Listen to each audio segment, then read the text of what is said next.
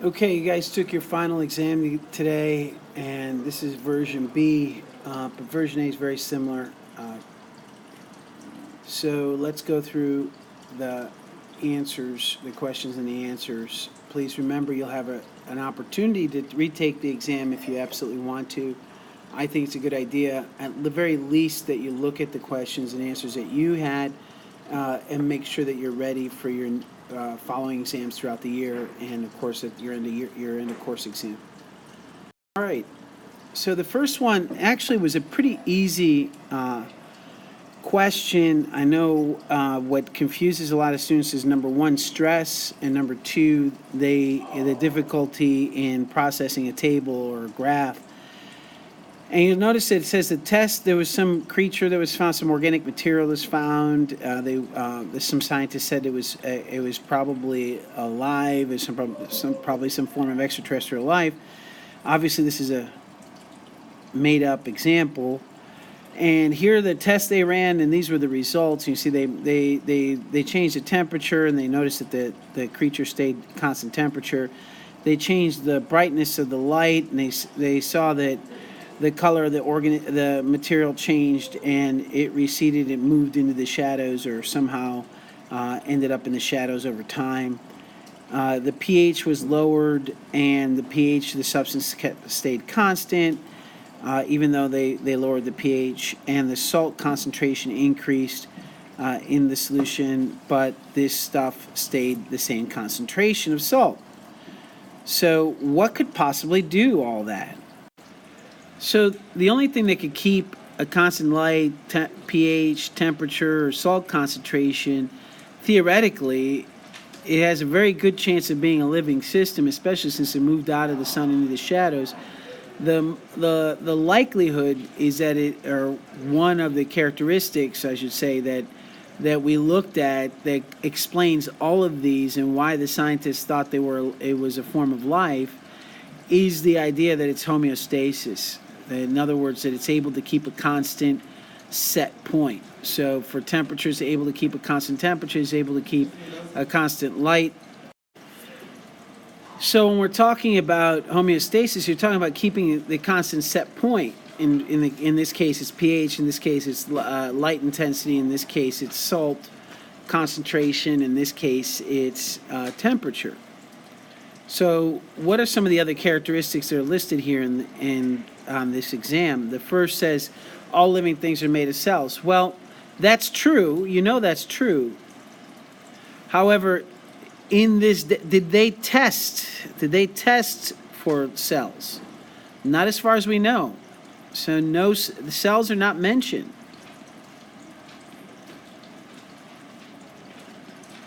So if cells aren't mentioned, why would you choose A? The next one says living things process energy. Again, that's true. Living things do process energy. But in here, they didn't talk about eating or spending energy or doing anything with energy. So since it wasn't measured, can you really say that was the characteristic that made the scientists decide that this substance was alive?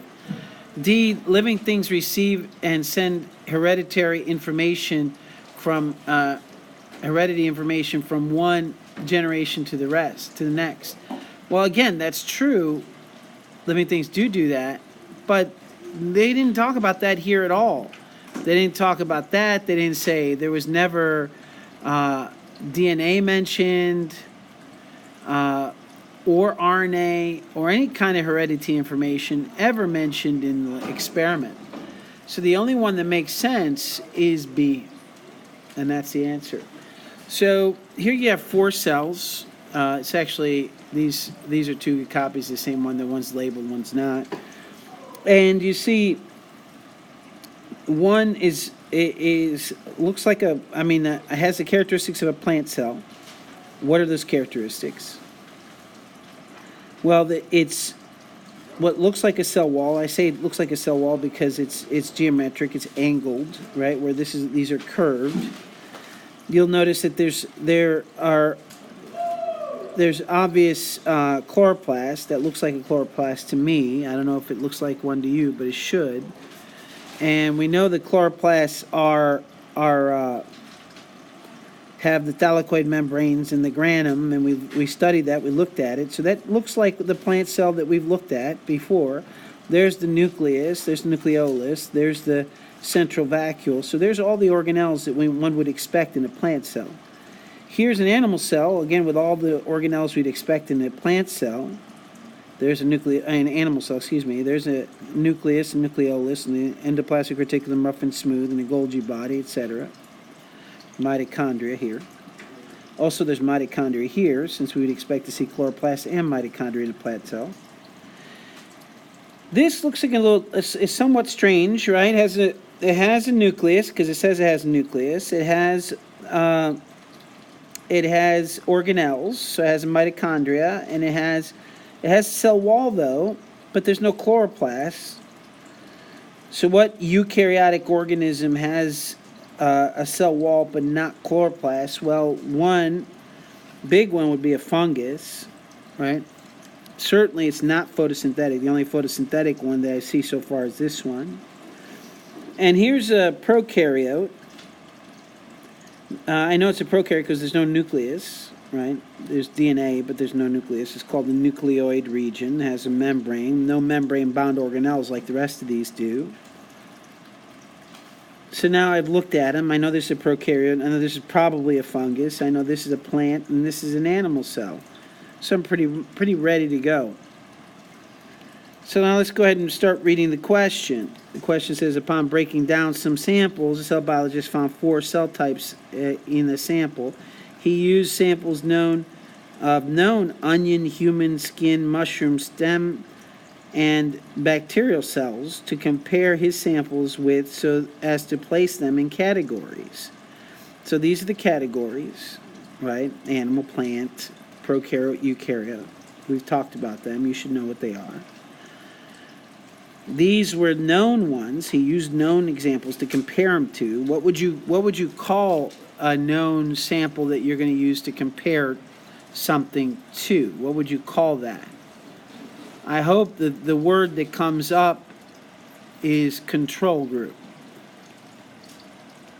I really hope that you get the idea that a control group is a group of samples that you are comparing your unknowns to, right? We don't know what these are. We know what these are. We're going to compare these to the known ones and see if they fall into the eukaryote, plant, animal, fungi, or prokaryote, right? The fungi would be the mushroom, the animal would be the human skin cells, the onion would be the plant cells, and bacterial cells would be the prokaryote. All right, please choose all that apply for questions 2 through 5. Which cell samples would be considered eukaryotes? Well, this should be the easiest one. I should have saw 100% of the answers. I didn't see 100% correct, which worries me a little bit. But at this point, you should know that a eukaryote means those with nuclei. This has a nucleus, actually labeled nucleus. This is a nucleus. Obviously, it's a nucleus, nucleolus, nucleus, endoplasmic reticulum. This is labeled nucleus here. This says nucleoid, no nucleus.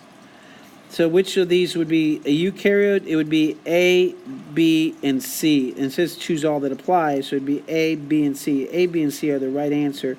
No other answer is correct. All right, let's go to the next one. Which cell samples would be considered autotrophs? Now, autotrophs are those cell samples that could make their own food. And then we're assuming that all prokaryotes in this sample, if there were any prokaryotes, and we know there was at least one, are not autotrophs. So there are no autotrophs in the sample at all that are prokaryotes. So that leaves us with only 3 other options. The one we think is a plant cell, the one we think is an animal cell, the one we think is a fungus. Hopefully you say it's the plant cell that is the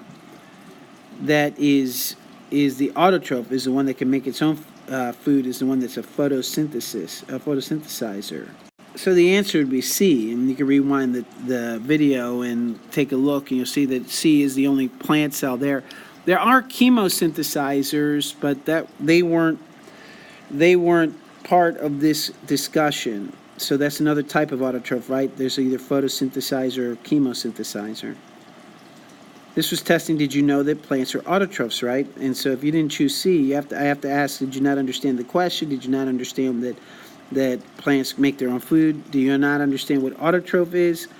So I'm not sure where you went wrong if you got this number 3 wrong. Which cell samples are likely to be found in specialized tissue? So specialized tissue, so cells, right? Cells that are specialized into tissue. In order to specialize, what do I mean by specialize? Well, let's think about a doctor. A doctor is generally not a doctor that specializes is just going to do one thing. So a heart surgeon pretty much works with the cardiovascular system. A neurosurgeon works with the nervous system, right? And usually does a very specific thing in those systems. So when a cell specializes is because you have a single cell when you first start off and you turn into a trillion cells, a human being, let's say, trillion plus cells. Your eye cells do one thing, your brain cells do another thing. So each of them specialized. They each turned on different genes and became a different kind of cell. So a neuron, with its dendrites and its axon, is different from a skin cell, which is different from a muscle cell.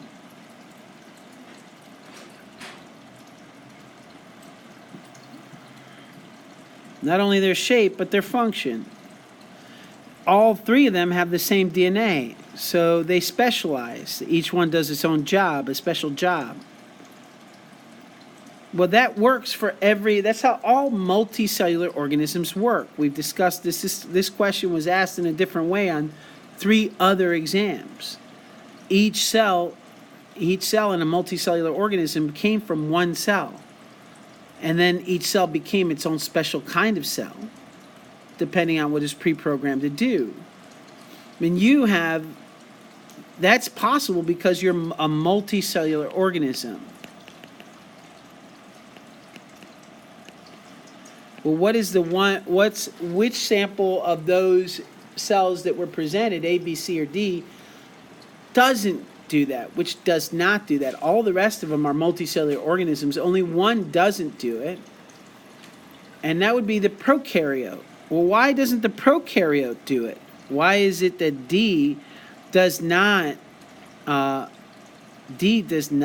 make specialized cells?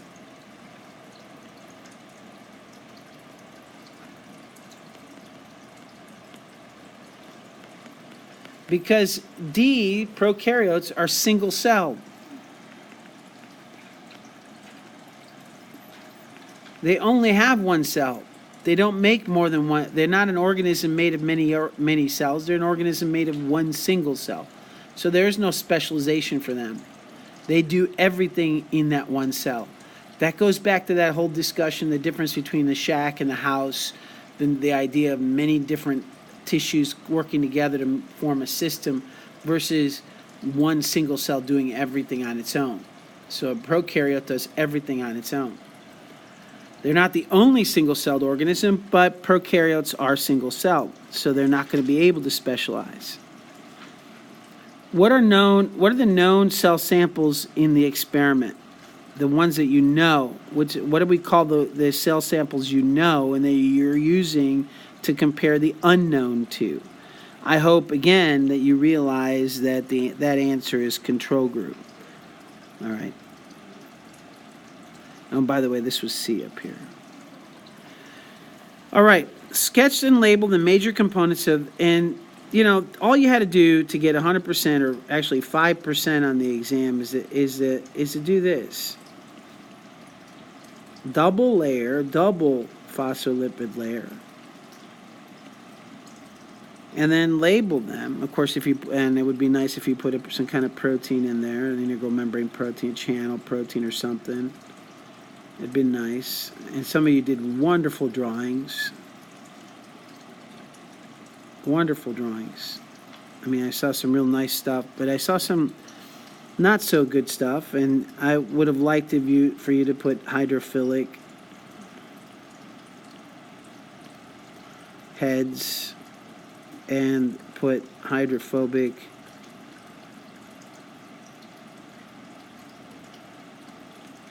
tails, and then, integral membrane protein, something like that. That would have got you 5%, a 5% bonus on the test. Oddly, few people did that. And you knew the question was coming. You knew each of these questions were coming, but people just were not able to get it done. So, a lot of people did. Congratulations if you did. Not very difficult question, but if you didn't do this, practice what are the components of a membrane. My gosh, you guys built them in class. You studied them, you drew them, you took tests on them. I know finals week is always hard, guys. I know it's always hard, but you have to be able to pull it through. You have to work harder and try to prepare better. When a cell is deprived of oxygen, its lysosomes tend to burst and release its content into the cell. This statement's true. As a result of this, the cell would be expected to do what? Well, you'd have to know what a lysosome is. So hopefully you remembered that lysosomes, they digest things. They have in them these enzymes that digest. They're killer enzymes. And you don't want them to get out, because if they get out, then the cell dies. It digests the cell. So the answer is this self-digestion. They undergo self-digestion and they die. Right? They don't recycle anything, because if the lysosomes break, they just digest everything. They don't produce any additional ER because lysosomes digest things. They don't undergo cell division if they break, because lysosomes digest things. And they don't produce replacement lysosomes, because they don't do that. They digest things. So you'd have to know that lysosomes digest things, and so therefore the answer is A. Number 8 says insulin is a protein that is produced by certain pancreatic cells and is secreted into the bloodstream. This is true. You know that. You learned it in HBS. You learned it in here in this classroom. So this is produced. So the pancreatic cells are doing protein synthesis. They're taking a gene on the DNA, they're transcribing it, translating it, and they're producing this protein that's then released into the cell. Well, what's the order? What are the steps? Well, first you have to go from the nucleus to the rough ER. So notice they're all rough ER. That doesn't help. The next thing is they have to go from the rough ER. They have to somehow get to the Golgi apparatus. To do that, they have to go through a transport vesicle. So this is the answer. So it doesn't go into lysosomes, because lysosomes digest things. So it's not that. They don't go into the Golgi body directly, because the rough ER and the Golgi body are not connected. So they can't go directly from one to the other. They have to be transported. They have to be moved. So that these are the two options there. So these two are, notice, are the same. It's either A or B at this point.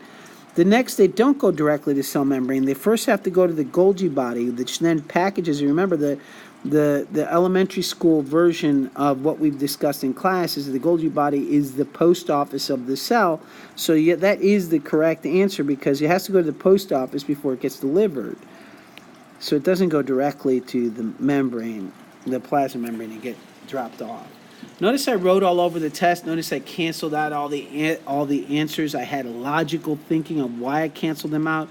Guys, that's what you have to do on a test in order to really be confident that you're doing well. When I looked at the answer sheets, at the question sheets that I'll put your name on, very few people marked up that test. You're told you needed to do that. This was a tough.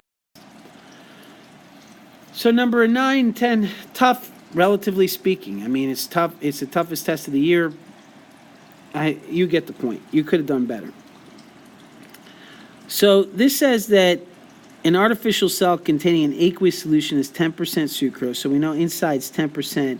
Notice I wrote it down right away, so I keep track of it. Notice that I underlined it, and I see a selectively permeable membrane has just been immersed, so just got put in there, in a beaker containing a different aqueous solution of 20% sucrose. So outside it's 20% and inside is 10%. And I also know that it's sucrose, right? So I know I'm dealing with something called sucrose. Well, you should know the sucrose is a dimer, and it doesn't allow, it's usually not allowed through membrane, but that's not irrelevant because they tell you all that in the problem. The volume of the solution in the beaker, initially the volume of the balloon and the beaker, the liquid in the beaker, the liquid in the balloon are the same. They tell you that. They're equal initially to the volume of the solution outside, right?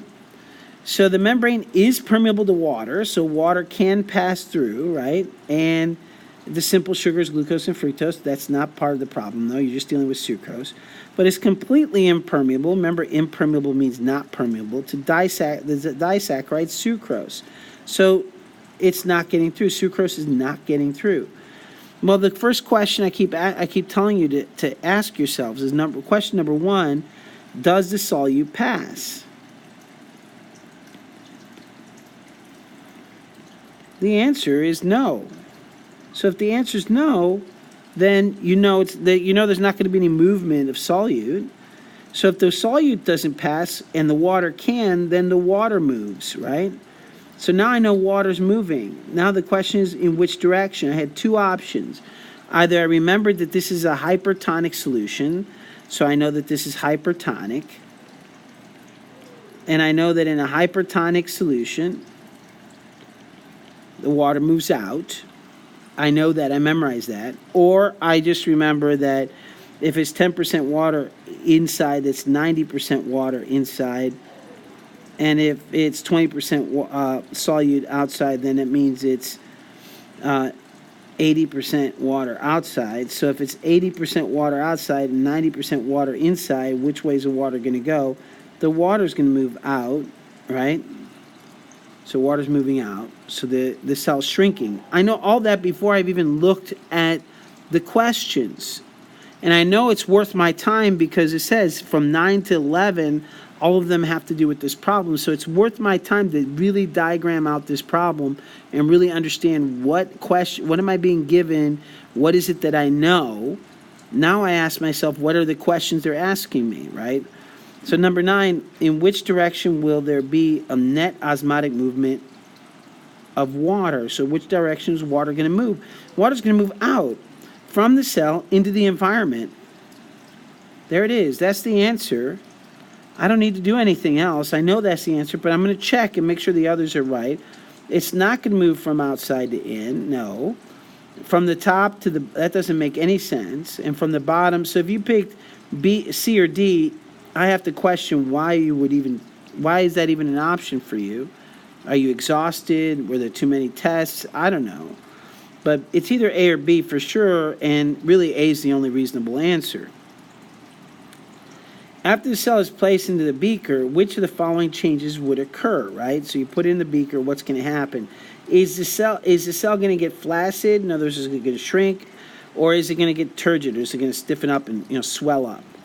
Well, hopefully, if water's leaving the cell, it's going to get flaccid, right? So the answer is the artificial cell will become flaccid, right? It's not going to become more rigid or stiffer or swell up. It's the entropy of the system is not something we've discussed in class, not something we really need to talk about. Overall free energy stored in the system would increase. Again, not a topic we need to discuss. So really, the only reasonable answer is A, and if you chose B, I guess, but you really made a mistake, that's a reasonable mistake. If you chose C or D, I gotta wonder, are you paying attention, right? So if the artificial cell was constructed so that sucrose could pass through the membrane, in which direction would the sucrose move? So if the sucrose could move, in which direction would it move? It would move from outside to in because it's 20% outside and 10% inside, so it would move from out to in, right? But it would also move. It would move from out to in, but it would also move out, so it would move in both directions, right? But more would go into the cell. So more into than out, but in both directions. So more into than out, but in both directions. So the answer is C. All the other options are wrong.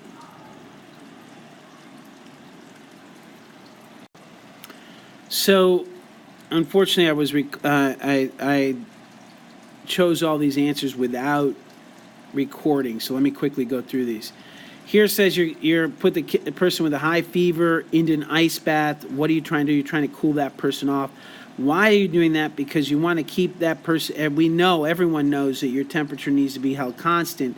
It's one of those many set points that have to be held constant, along with pH and ion concentration.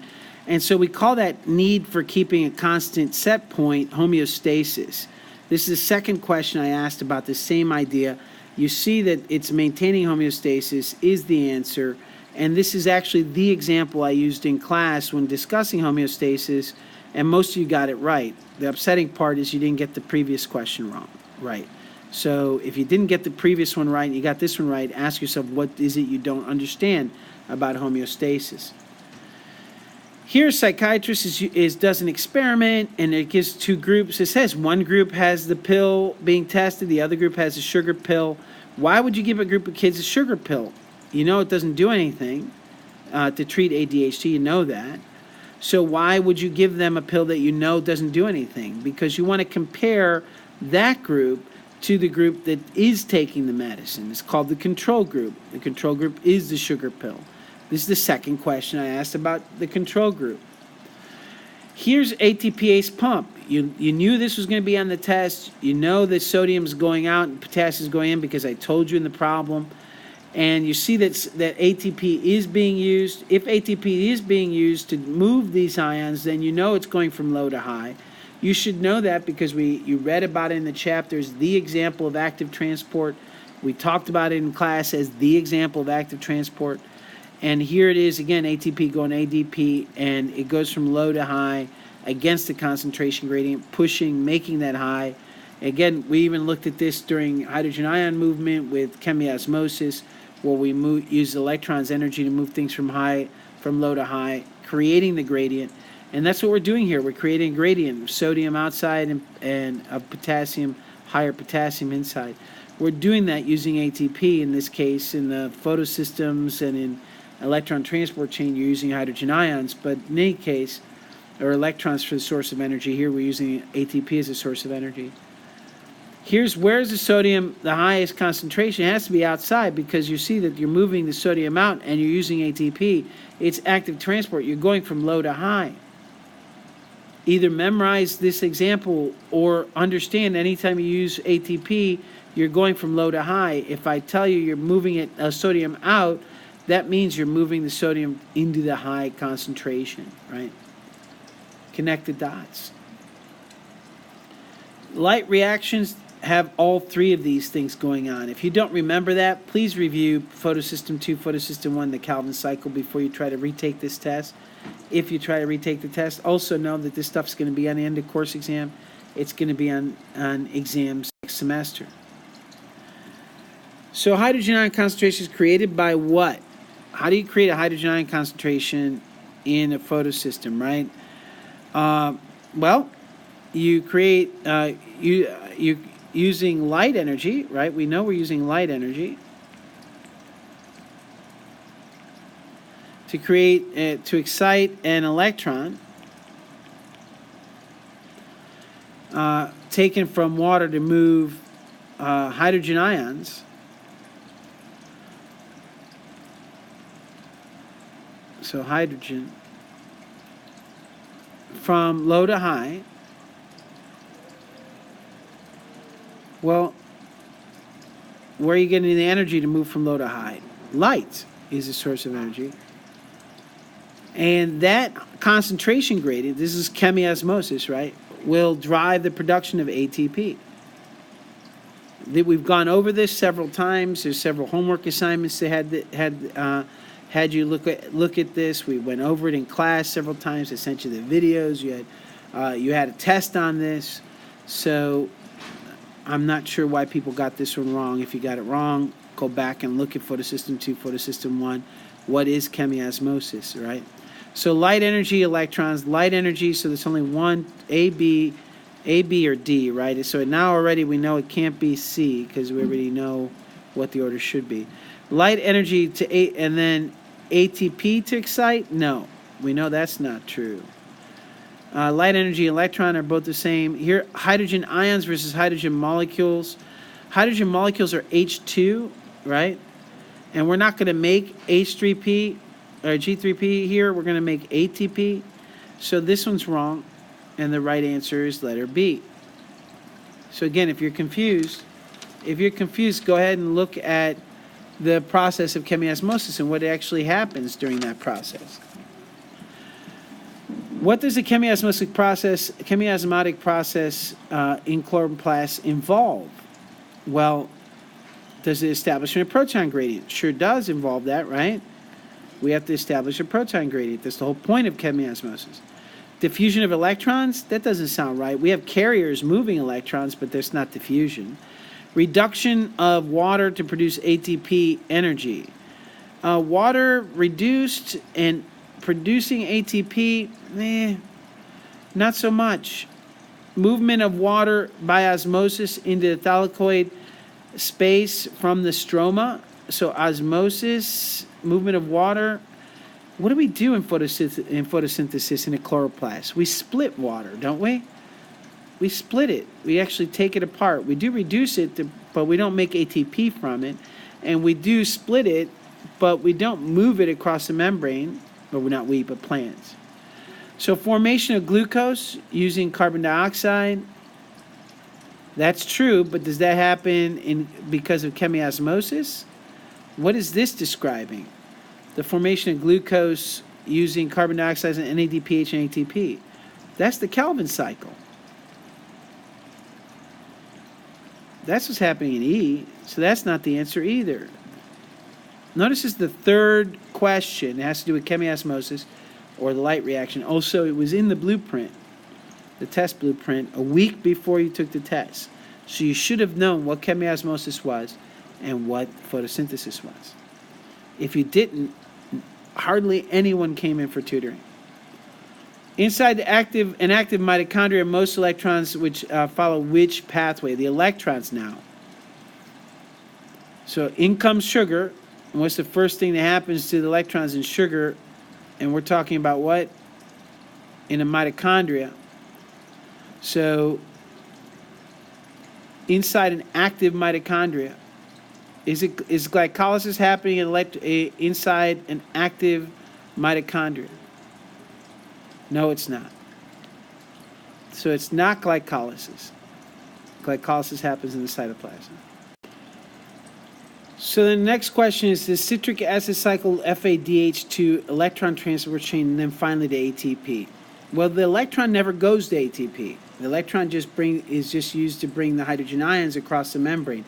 ATP is made by the hydrogen ions coming in through the ATP synthetase. So that's why B is wrong. Electron transport chain citric acid cycle ATP. Again, ATP, the electrons never go into ATP.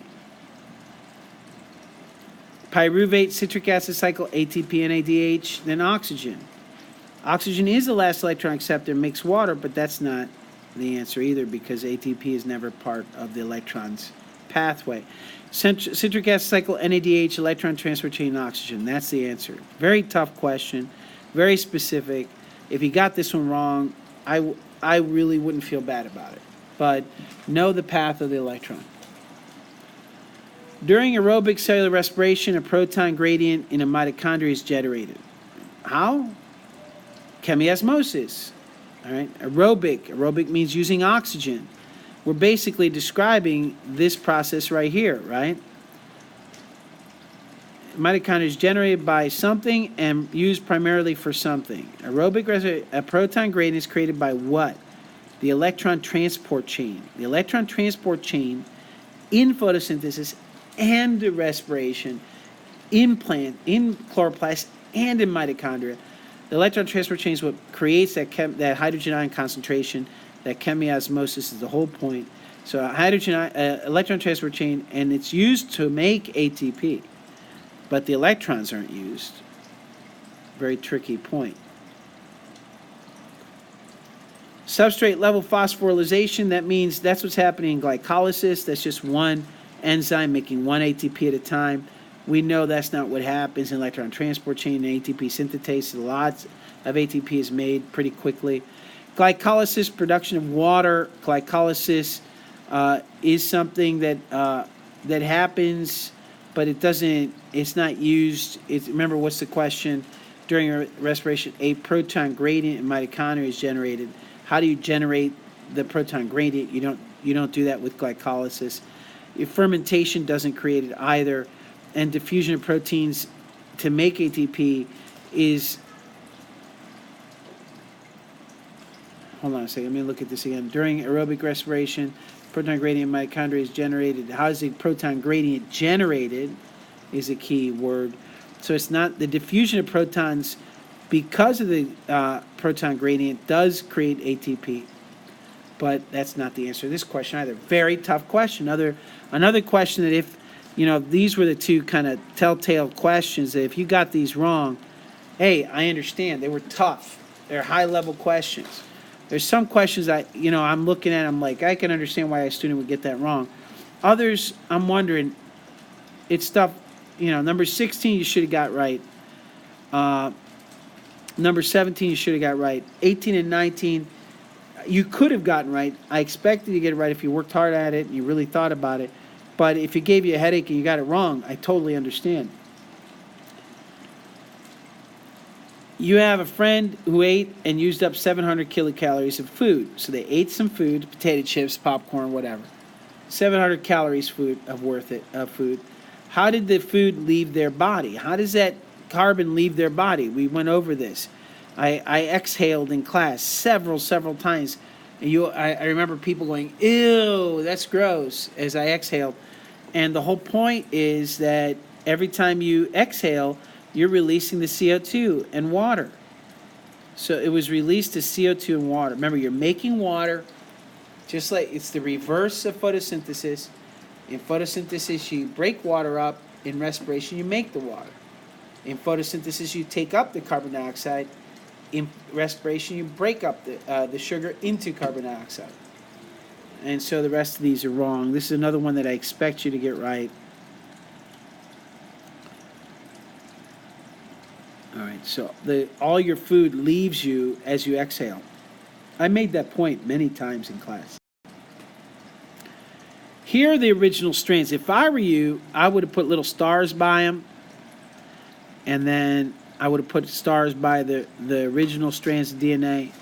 And the question is, if the rest were radioactive, let's say they were green, if I put this in with the required enzymes and the required nucleotides are radioactive, which of these four strands would be radioactive? It would be the new strands, because DNA replication is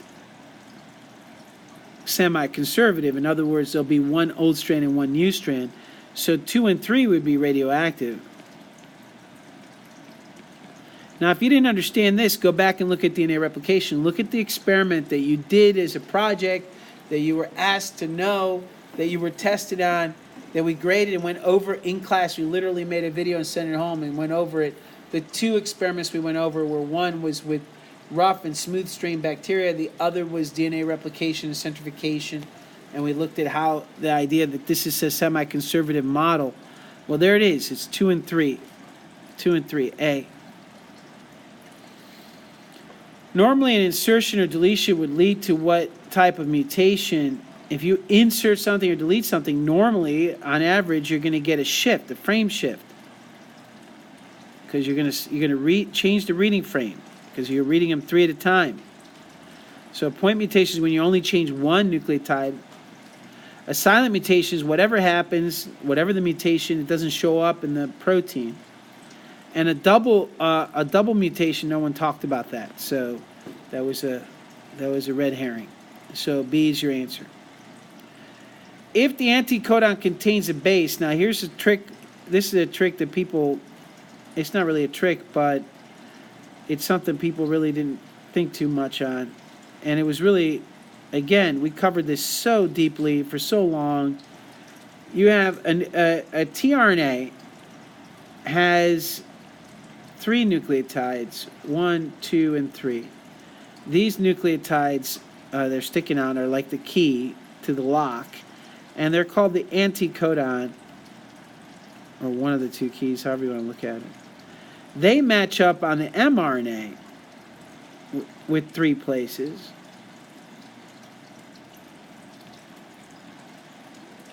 And we call these 3 that they match with, the codon.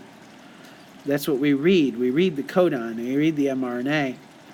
But it matches with the tRNA. So if you have so if the tRNA, the sequence here is GUC, what would the code be on for the codon?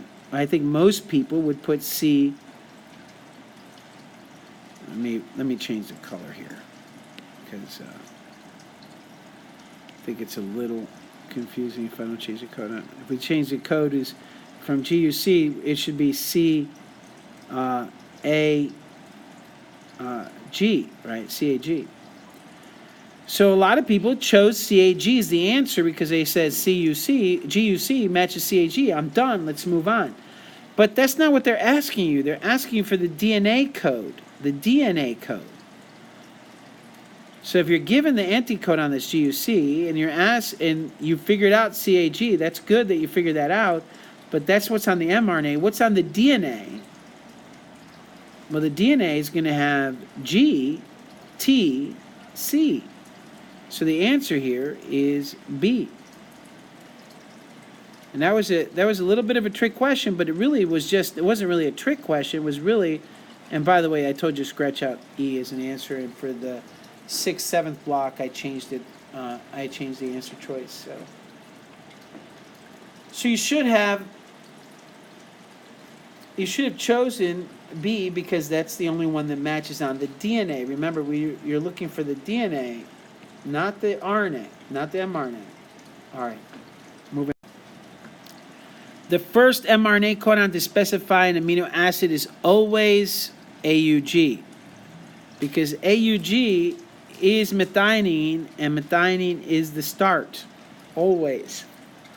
Which type of RNA includes the anticodon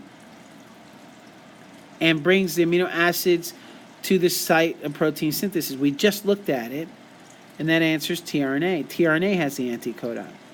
mRNA has the codons. rRNA is the ribosomes. DNA is not RNA at all, and mDNA, not a thing. Well, here's given a DNA sequence. What would this code for? So let's go ahead and look. Let's change the DNA to RNA first. So A would become U.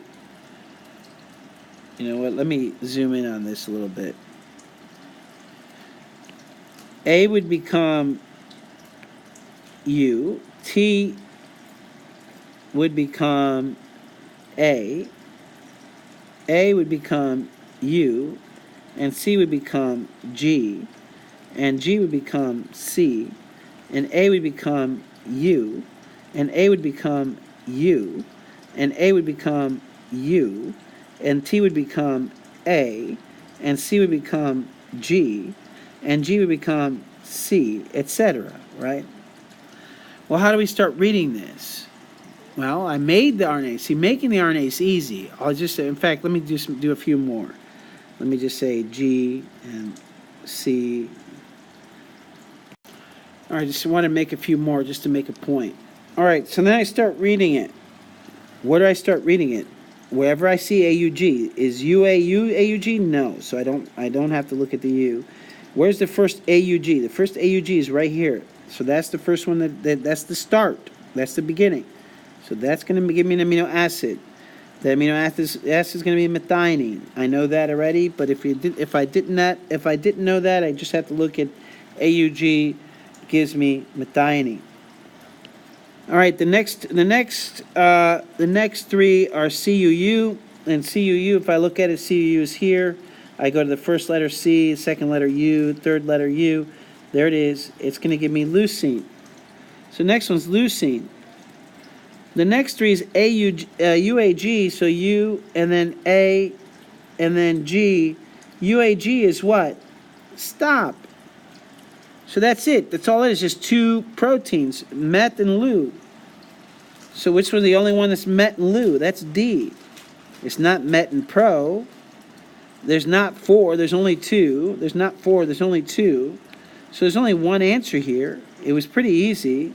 And I didn't even have to do all this. I didn't have to translate anything after UAG, but I had to translate it for a while to make sure I didn't get a stop. There's only 3 stops. It's UAA, UAG, and UGA. You don't have to memorize it. You just have to read where it says stop. Stop means you don't do it anymore. And it's just that easy. That question was just that easy. But a lot of people got that one wrong. All right, so let's take a look at this. Here's another sequence. Again, looking at translated. I'm going to go. I was smarter when I did this one. I gave you space to write it right underneath it. A would be U. Let me zoom in so it's easier for me to write. T would be A.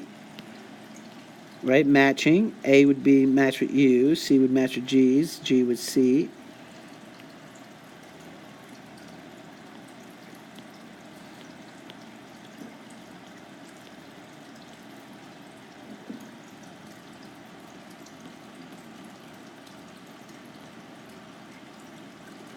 All right. Maybe I need more, maybe not. Let's take a look. Where do I start reading? At the first AUG. Well, there's the first AUG, so that's going to be methionine. Notice all of them begin with methionine. That makes sense. So the next one's CUU. Notice I'm reading the mRNA, right? I'm not reading from the DNA. I'm reading from the mRNA. CUU is C, and then U, and then U, and that's leucine. So the second one's going to be leucine. Which one is methionine and leucine? Well, there's 2 of them. It's either C or D. So already I know it's not A or B. UAC. U, A, and C is tyrosine. So the first one was methionine, then it was leucine, and then it was tyrosine, TYR. I don't have to go any further. I know it's not this. The only possible answer is C. That's it. That's all there was to it. Problem solved. I didn't even have to translate much further than that. I don't even have to go to the stop, although if I did, let's go ahead and see what happens. The next one is probably arginine, because this seems like it's the right answer there. But if we take a look at CGC, C, and then G, and then C, CGC is arginine, and then D, that's what's next. So we go ahead and put that there. I'm just going to go ahead and do the rest of it just so you can see. So CGC is arginine. UAG, U, A, and G is going to be, UAG is a stop. So this is stop. So then we don't go any further. So it's only 4 long, and there it is. There's your answer, right? But I didn't do it. I didn't need to do all that because this is a multiple choice question. I could just choose. As soon as I got the data that I needed to answer the question, I can move on. I can come back and check it later if I have to, if I have time. 28. A sequence of DNA was mutated in the position shown. So here's the mutation. It went from A to C. What type of mutation was this? Well, we know it's a point mutation. So it's a point mutation. We choose all that apply. So we know it's a point mutation. So we can go ahead and put a check by that. Now, is it silent? Is it missense? Is it nonsense? Well, I'll have to translate it to find out. So this is the original, the ORI, and then we could say the mutated one. I didn't put a place for you to put the mutated RNA, but we could do that. Then we could look at the amino acid sequence. So the original one had, let me zoom in so we can more clearly write it. The original one had U, A, U, G, C, U,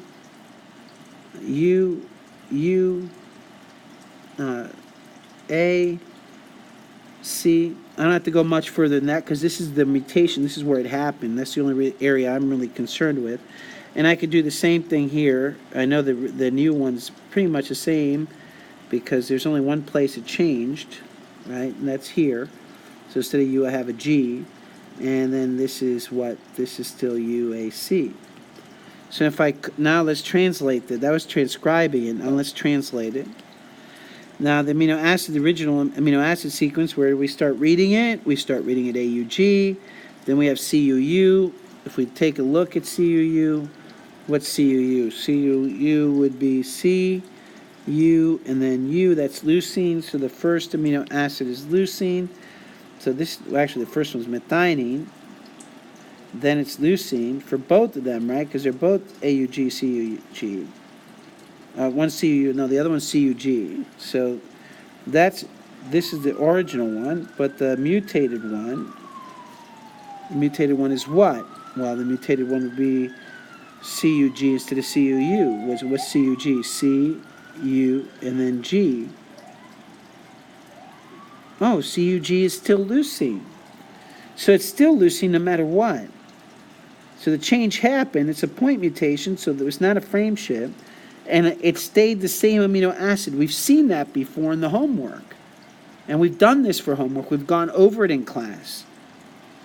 You were given these as examples over the weekend. So the leucine, there was a change in the DNA, but it did not lead to a change in the amino acid sequence, so we call that a silent mutation. So it's a silent mutation, it's a point mutation, so both of those. And that's all there is to it. So it's C and D is the answer for 28. Here again, choose all that apply. We have a change. Again, it's a point mutation, right? So it's still a point mutation, so that's pretty easy. But now we have TAC is AUG, right? So both of them are AUG, so they're both methionine to begin with. That's not a problem. So this is AUG. The next one, though, is instead of AUG, what you have is, instead, the original one had C, oops, the original one had C, UU. The new one has C, CU. So CCU versus CUU. Well, the original one with CUU, has CUU is leucine. But then the new one is CCU, so that's CCU here, which is proline. So we changed leucine to proline. We've changed the meaning. We've changed the amino acid. So now, instead of leucine to leucine, like we saw in the previous mutation, here we saw leucine get changed to proline. Now we have a missense. Remember, a nonsense would mean if we had to stop. So we have A and D are the correct answer in this case. There's no frame shift, so that's not an answer. It's not nonsense because you do produce a protein. It's just different, has a different meaning. And it's not silent because there is a change. A sequence of DNA has mutated. By the way, all this is in the chapter reading in the homework as well as going over it in class and the practice problems over the weekend. The video that I created is sent over the weekend as well. The sequence of DNA was mutated at the position shown. What type of mutation was this? Choose all that apply. Well, I didn't show you the position, but you should be able to figure out where there's a difference. Let's go ahead and do that. A is A, T is T, A is A, C, C, G, G, A, T. Uh-oh. Well, what happened? Did it get changed from A to T? Look at this. There was an extra amino acid added. Or not amino acid, sorry, nucleic acid added.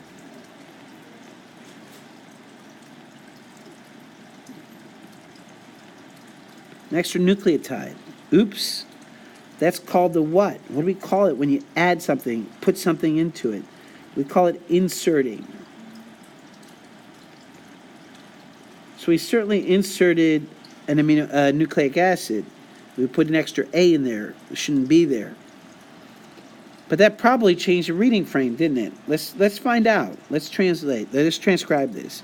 It should be U, A, U, G, C, U, A, C, C, G, C, U, A, G, C, G, etc., etc. What we got, though, is all this is the same until we get to this position here, right? All this is the same. We don't have to worry about it. But here, the U turns into an A. And then here's the C, C, G, C, U, A, etc. Well, let's take a look at what happened. It used to be AUG started here, then CUU, then UAC, then CGC, then UAG, then whatever comes after. Now we have AUG is the same, but now we have CUA, now CCG, now everything that came after, it's different. Why was that?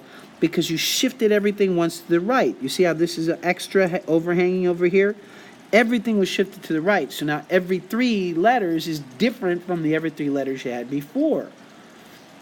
Well, that difference is called a frame shift. So it's an insertion and it's a frame shift. If you want, you can call it a missense, but frame shift, call it a missense mutation if you like. It's A and E or just E. Either one would be good with me. And that's the end of the test. So you should be able to fix whatever mistakes you made. If you really want to try to retake the exam in January, if you have any questions, bring them to me on Monday when you get back, and let's make the retake on Tuesday. The grades are going to be due in, so we have to do this quickly. It's going to be very similar to this exam, so review it, and we'll see what happens. See if you actually are ready to retake it. I really don't think anybody should be satisfied with whatever they got wrong on this test. I don't care if you just missed one question or the 2 hardest questions on the test, which I totally understand missing. They were difficult, but go back and figure it out. Next time, retake the test if you want to, only if you want to try to improve your grade, but make sure you understand what you did wrong so you don't make that mistake again. All right. Have a great weekend. There will be homework assigned. I'm going to assign it right now. Please have it done by the end of break. It's only a chapter, only 5 assignments. You have 3 weeks to do it. It's not that big a deal. You can do it. All right, have a good one.